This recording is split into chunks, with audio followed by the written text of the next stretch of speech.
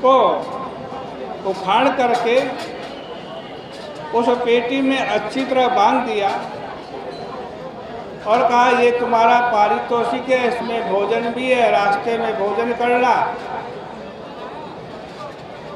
कौंडिन्य विवाह के पश्चात अपनी सुशीला उस पत्नी को साथ लेकर के बैलगाड़ी पर बैठ करके अपने घर की तरफ धीरे धीरे जाने लगा। दोपहर हो गई, भोजन का समय हुआ, नदी के तट पर उतरे। वहाँ उस शीला ने देखा कुछ स्त्रियां नदी के तट पर बैठी हुई हैं।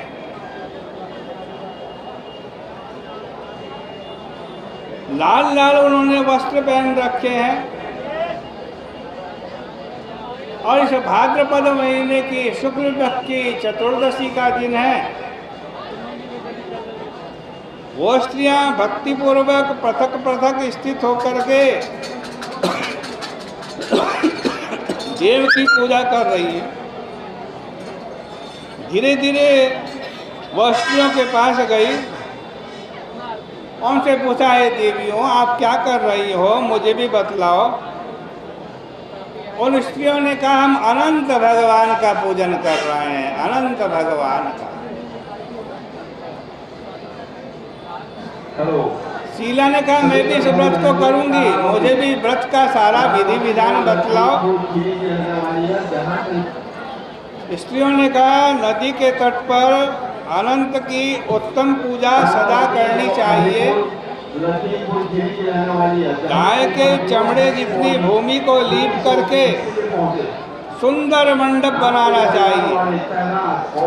उसके ऊपर सोने का, चांदी का, तांबे का अथवा बांस का पात्र रखना चाहिए।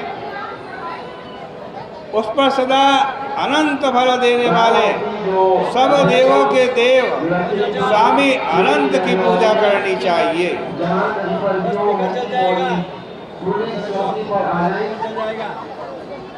अपने शरीर के बराबर परिणाम वाले 14 डोरों से बनाया हुआ और दक्षिण की तरफ जाने वाली 14 अच्छी गांठों से युक्त शुभ केसर और गंध आदि से उसको रंगना चाहिए।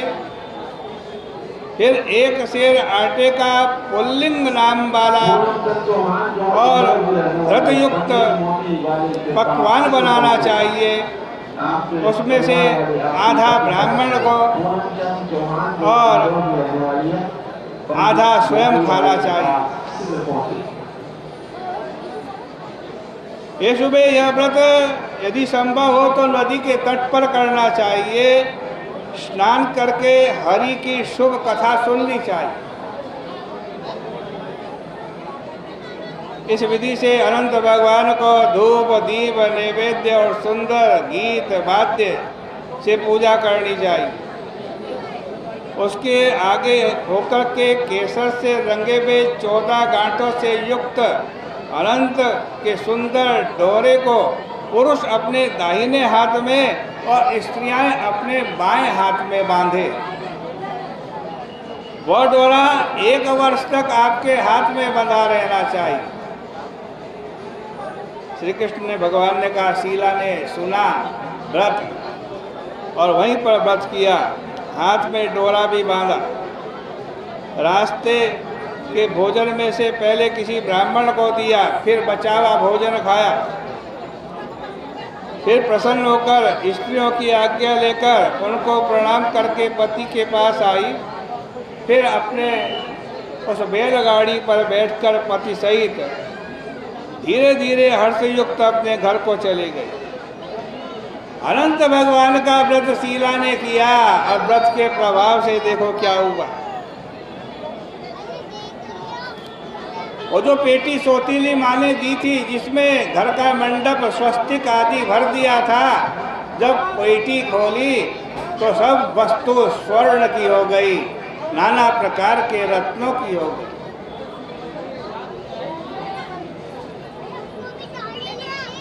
उसने सोचा, अरे मेरी क्रूर माता तो कभी सोना चांदी देती नहीं थी, मेरे सामने ही उसने इस पेटी में स्वस्तिक मंडप और घर के पत्थर इत्यादि भर करके पेटी में दे दिए थे। ये सोना चांदी जो हुआ है, हीरे मोती, ये अनंत भगवान की कृपा से हुआ। बड़ी प्रसन्न हुई। कौंडिन्य के घर में भी लक्ष्मी की वर्षा होने लगी। गृहस्थ आश्रम गोधन से लेकर और लक्ष्मी से युक्त तथा धन धान्य से व्याप्त हो गए। कुछ दिन बीते। एक दिन कौंडिन्य ऋषि ने देखा मेरी पत्नी ने अपने हाथ में एक डोरा बांधा हुआ है, और देख करके कहने लगा ये क्या जादू टोना तूने कर रखा है? मुझको बस में करने के लिए किस साधु ने दिया? ये डोरा क्यों बांध रखा है?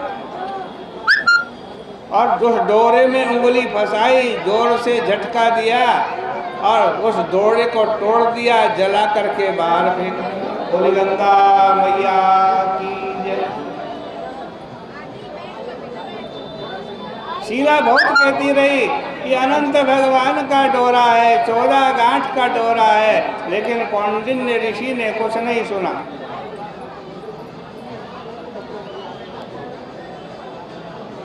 जैसे ही डोरा टूटा, डोरा जला,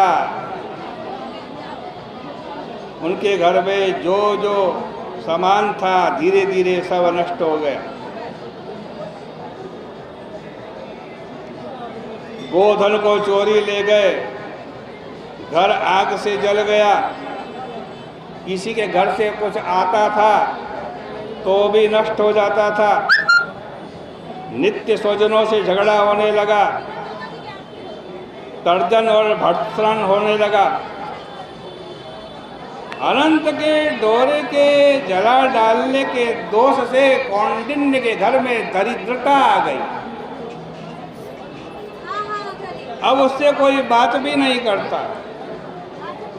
एक दिन कौंडिन्य ऋषि ने शीला से पूछा, देवी मेरे घर में धन धान्य और चौपाए क्यों नष्ट हो गए? तब शीला ने कहा, हे प्रिय मेरी बात सुनिए। आपने अनंत भगवान के ऊपर आक्षेप किया, इसी कारण हमारे घर में दरिद्रता आई। अब कौंडिन्य को विरक्ति हुई और मन में अनंत का ध्यान करके यह सोचता हुआ कि भगवान केशव का नाम ही अनंत है, मैं उनका दर्शन करूंगा। घने वन में चला गया, अनशन व्रत किया, ब्रह्मचर्य का पालन किया, हरि भगवान का स्मरण करते हुए निर्जन वन में प्रयाण किया। उस निर्जन वन में उसने एक बड़ा आम का वृक्ष देखा जो खूब फूल रहा था और फल रहा था, लेकिन उस पर न कोई पक्षी आकर के बैठ